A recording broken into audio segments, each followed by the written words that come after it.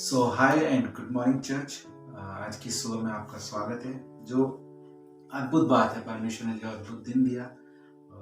आज के डिवोशन में मैं आपसे बात करना चाहूँगा कि जो मैंने आज पढ़ा वो नहम्याह के अध्याय से पढ़ा। जो अद्भुत बात है, परमेश्वर जो हमें बताना देता है नहम्याह के उस कार्य के बारे में जो परमेश्वर ने उसको जो जिम्मेदारी दी है, वो अद्भुत जिम्मेदारी दी है और वो उस जिम्मेदारी से पीछे मुड़ के नहीं देखा। तो हम एक उसका बोझ देखेंगे, जो सेवा के प्रति उसका बोझ था नहम्याह का, वो देखने को मिला, जो सच में हमें उत्साहित करता है उस सेवा के लिए जो परमेश्वर ने हमें दिया है। हम नहम्याह के एक अध्याय में देखते हैं कि एक अध्याय से अगर हम पढ़ें तो नहम्याह एक अध्याय से पढ़ेंगे, उसमें लिखा है, हल्किय्याह के पुत्र नहम्याह के ये वचन है। 20वें वर्ष के किस्लेव नामक महीने में जब मैं सूसन नामक राजगढ़ में रहता था, तब हानानी नामक मेरा एक भाई और यहूदा से आए कई एक पुरुष आए। तब मैंने उनसे उन बचे हुए यहूदियों के विषय में जो बंधुआई से छूट गए थे और यरूशलेम के विषय में पूछा। उन्होंने मुझसे कहा, जो बचे हुए लोग बंधुआई से छूटकर उस प्रांत में रहते हैं वे बड़ी दुर्दशा में पड़े हैं और उनकी निंदा होती है, क्योंकि यरूशलेम की शहरपनाह टूटी हुई है और उसके फाटक जले हुए हैं। ये बातें सुनते मैं बैठकर रोने लगा और कितने दिन तक विलाप करता और स्वर्ग के परमेश्वर समूह उपवास करता और ये कहकर प्रार्थना करता रहा, हे स्वर्ग में परमेश्वर यहोवा, हे महान और भय योग्य ईश्वर, तू जो अपने प्रेम रखने वाले और आज्ञा मानने वाले विषय में अपनी वाचा पालता और उन पर करुणा करता है, तू कान लगाए और आंखें खोले रहे कि जो मैं प्रार्थना तेरा दास इस समय तेरे दास इस्राएलियों के लिए रात दिन करता हूँ, तू उसे सुन ले। ये बहुत सच में अद्भुत है ना, कि इस्राएलियों को परमेश्वर बहुत प्रेम करता था और इस्राएली हमेशा उस आज्ञाओं से पीछे होते गए और परमेश्वर का अनुग्रह था कि इजरायलियों को आगे तक लेके जाए और परमेश्वर का वायदा हम सब के लिए है।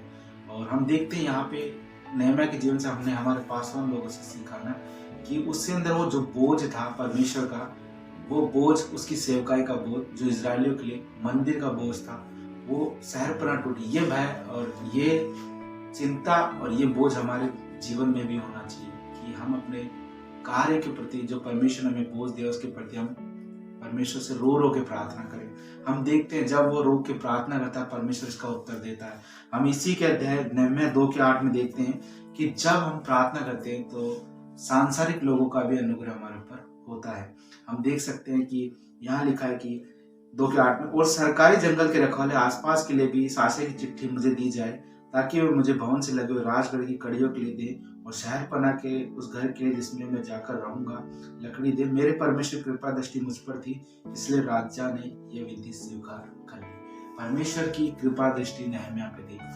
जब हम अपना प्रथम स्थान परमेश्वर को देते हैं तो परमेश्वर, जब हम उसकी योजनाओं में चलते हैं तो परमेश्वर जो है वो हमें कृपा दृष्टि देता है, वो हमें अनुग्रह देता है। इस संसार में वो अनुग्रह देता है और सांसारिक लोगों का भी अनुग्रह हम पे होता है जब परमेश्वर की कृपा दृष्टि हम पे होता है। हम देखते हैं यहाँ पे बहुत ही अच्छा लीडरशिप हम नहम्याह के द्वारा से सीखते हैं कि वो जब 4थे अध्याय में देखते हैं, इजरायली का लोग मजाक उड़ा रहे थे, लेकिन नहम्याह जो तत्पर था, हम देखते हैं कि एक हाथ में वो कार्य कर रहे हैं और दूसरे हाथ में वो तलवारें रख के परमेश्वर कार्य को, परमेश्वर भवन का निर्माण कर रहे हैं। तो इस नहम्याह के अध्याय से हमें यही सीखा है कि परमेश्वर कार्य का बोझ लेना है। हमने क्लास में सीखा, मिशनरी क्लास में, किस तरह से इडा स्कड़र जो मिशनरी थी, वो एक इस वचन से उसका जीवन बदल गया कि नहम्याह रो रो के शहरपनाह के प्रार्थना कर रहा है। तो इस सुबह मैं आपसे यही बोलना चाहूंगा कि जो हमें बोझ मिला है, सच में ये अद्भुत बोझ है परमेश्वर का,